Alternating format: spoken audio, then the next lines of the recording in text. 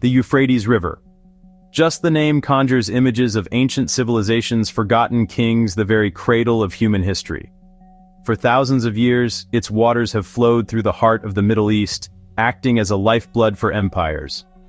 From the Sumerians to the Babylonians, this river has witnessed it all.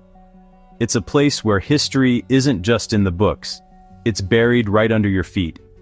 This isn't just a river. It's a flowing artery of our collective past.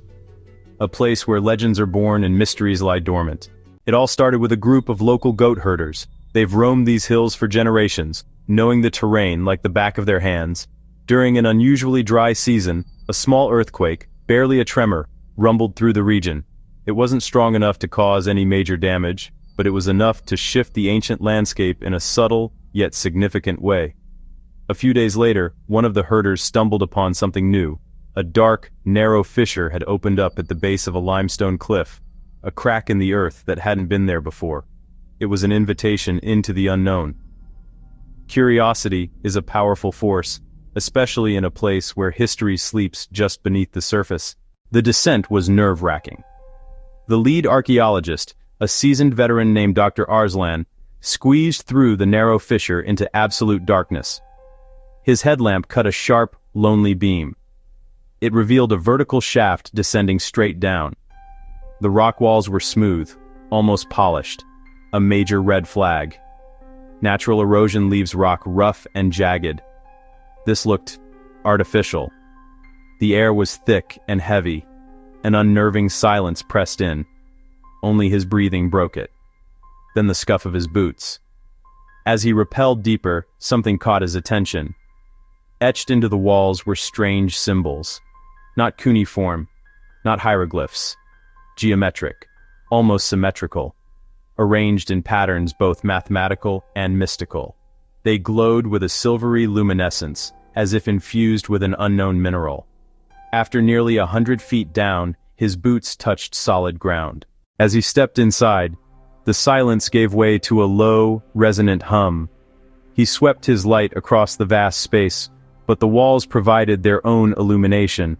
They were covered, floor to ceiling, in intricate geometric symbols that pulsed with a soft, silvery light. They weren't carved or painted.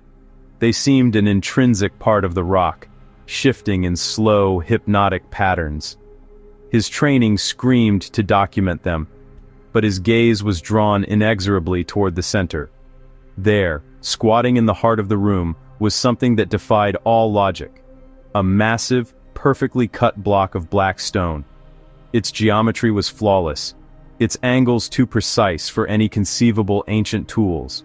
He tried to classify it, basalt or obsidian, but it was neither. The material was a shade of black so profound it seemed to drink the ambient light from the glowing walls, creating a void in the center of the room. It wasn't just dark, it was an absence of light. Hesitantly, he reached out a gloved hand. The surface was impossibly smooth and glacially cold, a chill that seeped through his suit. And the hum. It wasn't a sound his ears could hear, but a vibration he felt through the soles of his boots, a deep thrumming that spoke of immense, contained power. Standing before the monolith, a profound conflict raged within him, the scientist's awe versus a primal, instinctual dread. He scanned the rest of the chamber, desperate for context, but there was none. No other artifacts, no pottery, no skeletal remains. The floor was unnaturally clean, the stark emptiness, the glowing symbols, the humming black stone. It all pointed to a single, terrifying conclusion. This wasn't a tomb or a temple. It was a machine, a cage, a containment chamber.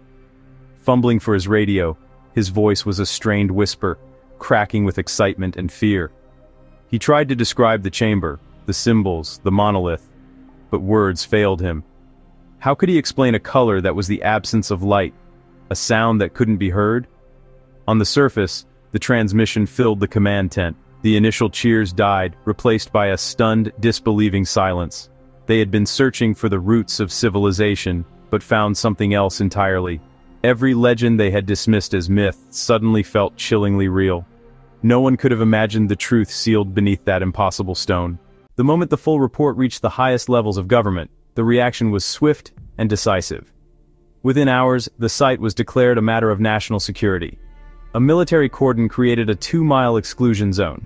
All civilian researchers were debriefed, sworn to secrecy, and escorted from the premises. The official story: geological instability, too dangerous to proceed. The discovery was officially buried. But behind the scenes, a different story unfolded. Fear of the unknown. Data, photographs, and samples confiscated. Records erased.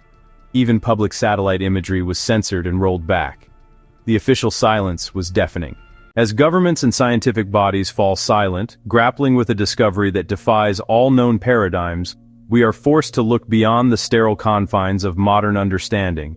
We must turn to the only source left that dares to speak of such impossibilities: the ancient myths and legends of the region, a land steeped in the very origins of civilization and storytelling. For millennia, stories have been whispered around crackling campfires in the quiet, timeless villages that line this specific stretch of the Euphrates. These weren't just ghost stories to frighten children. They were oral histories, fragments of a forgotten reality passed down from one generation to the next, preserving a truth that written records had long since abandoned. The most respected elders, their faces maps of time itself, speak of a place known as the Well of Babylon. This was never a well of water, they insist, but something far more profound: a gateway. A carefully constructed prison designed to contain beings of immense, terrifying power. Entities that once walked the earth and challenged the very order of the heavens. For generations, these accounts were dismissed by outsiders as mere folklore, colorful but baseless cautionary tales for children who strayed too close to the riverbank. But in the stark, undeniable light of the recent discovery, these ancient whispers take on a chilling and profound significance. The line between myth and reality has not just blurred, it has been obliterated. Among the many tales, one legend persists with uncanny detail: the story of Harut and Marut. These are not just local spirits. They are named figures, 2 angels mentioned in some of humanity's most sacred texts, including the Quran. The story tells that they were sent to the ancient city of Babylon as a test for mankind. But here, surrounded by mortal desires, they themselves succumbed to earthly temptation, and in doing so, committed a grave transgression. Their punishment was to be absolute. They were to be hung by their feet in a dark well near Babylon, suspended between worlds until the day of judgment. Yet, their punishment came with a strange and dangerous caveat. They were condemned to teach sorcery and forbidden knowledge to any mortal brave or foolish enough to seek them out. Could the 2 eerily suspended forms found within the cave be these very angels, trapped in their eternal punishment? Is this cavern the fabled Well of Babylon? The strange, luminescent symbols surrounding them feel less like a form of language and more like the intricate workings of a lock, a divine mechanism designed not just to contain the prisoners, but perhaps to regulate their dangerous influence. A warning to all who enter, and a seal on a power we cannot begin to comprehend. Ancient stories are often dismissed as folklore, but what if some are distorted echoes of truth? To understand what we may have found, we must turn to the legend of Harut and Marut. It's a story that feels eerily relevant to the mystery unfolding beneath the Euphrates. Mentioned in the Quran, it's a profound cautionary tale. It begins with angels looking down upon humanity's corruption. Convinced they could do better, 2 of them, Harut and Marut, descended to earth to prove their own incorruptibility. Their proving ground was Babylon, a crucible of temptation. Here, their divine nature was pitted against human weakness, and they failed their test.